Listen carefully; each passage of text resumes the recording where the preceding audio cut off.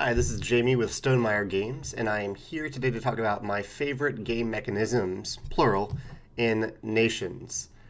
Nations is a game that I played the first time the other day. That tends to be the case with a lot of these videos where I play a game for the first time, I see some cool mechanisms, and I want to talk about it right away. Nations is a civilization building game. I would compare it the closest to Through the Ages. To me, it seemed like a better Through the Ages, which I guess is kind of a knock against Through the Ages. I'm not trying to knock that game, but I like Nations a lot more, and it seemed to do a lot of the same things that Through the Ages does.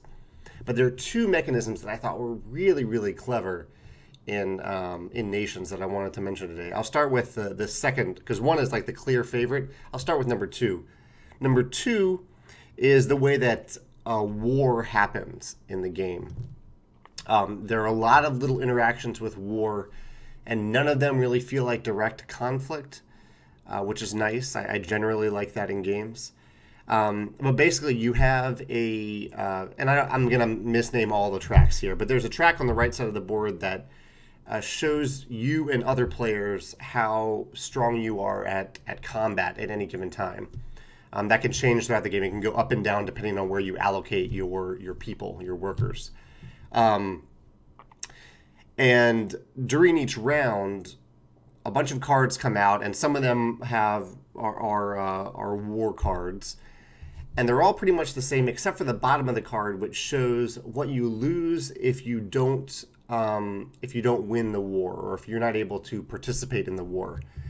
And so, when someone chooses one of those cards, you take a little black token, a little cylinder, and that player puts it under their token on the current spot on the war track. So say I'm at 5 on the war track and you're at 6, and you choose one of those cards.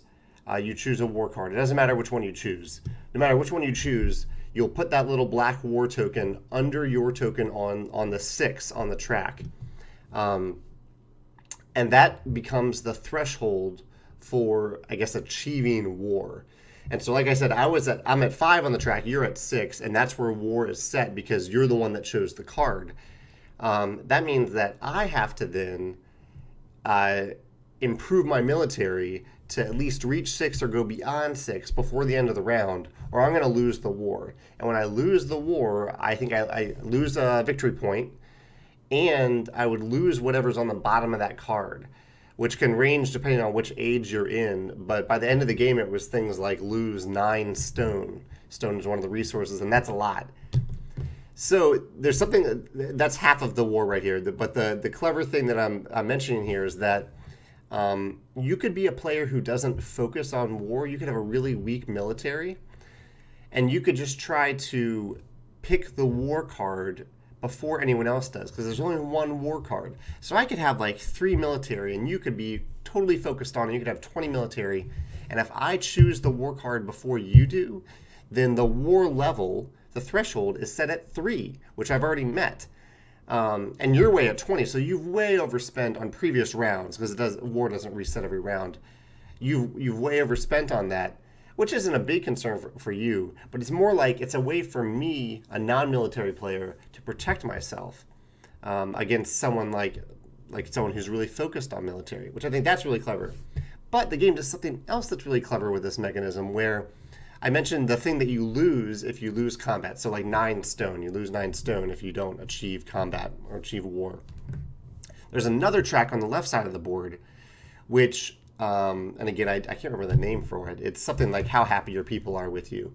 And the number on that track correlates to how much I'll use an example. So if you lose battle and you are going to lose 9 stone, this other track cuts down that loss. So if I'm at 7 on this other track, the happiness track or whatever it is, if I'm at 7 there, even though I would lose 9 stone, 9 minus 7 is 2. So I would only lose 2 stone.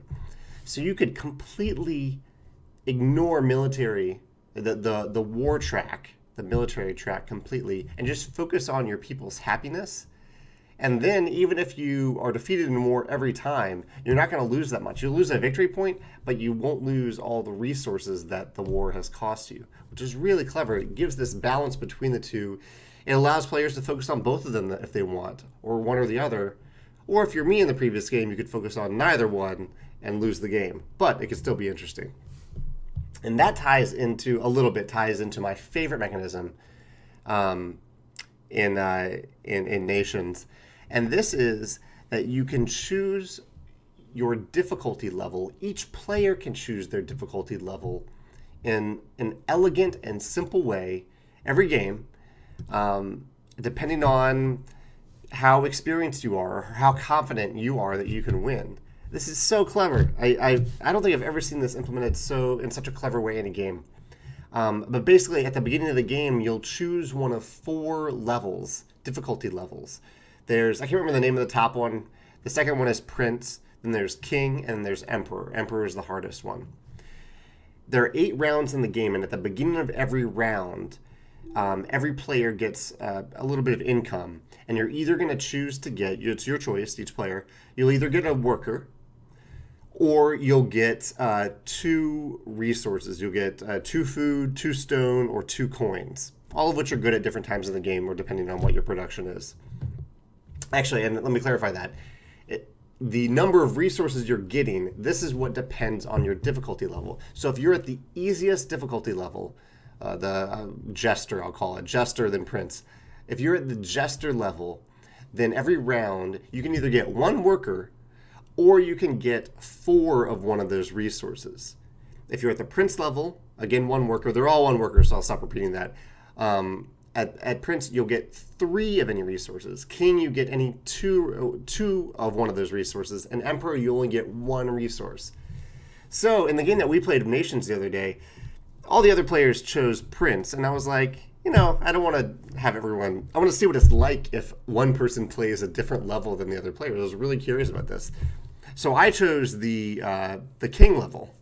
And everybody else chose the Prince level, which kind of became a joke throughout the game. I wasn't doing all that particularly well, but I finished 3rd out of 4, and I wasn't that far behind the second place player, despite, I guess, a total resource differential of 8 resources.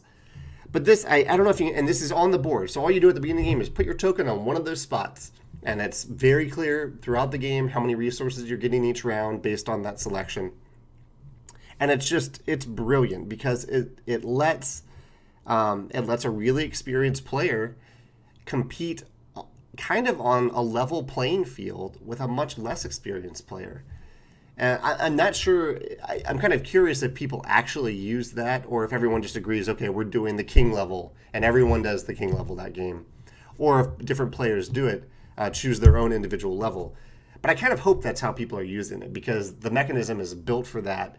And it's so clever, and I would love to find ways to do this in my games. I guess not too many of my games have rounds that you get income on, so it wouldn't work exactly for that purpose. But just to have some little thing, some little way that you can select a difficulty level within the game and still feel very competitive with those who choose an easier level. It was very gratifying for me that I was still competing despite choosing a slightly harder level. That was fun for me. I really like that.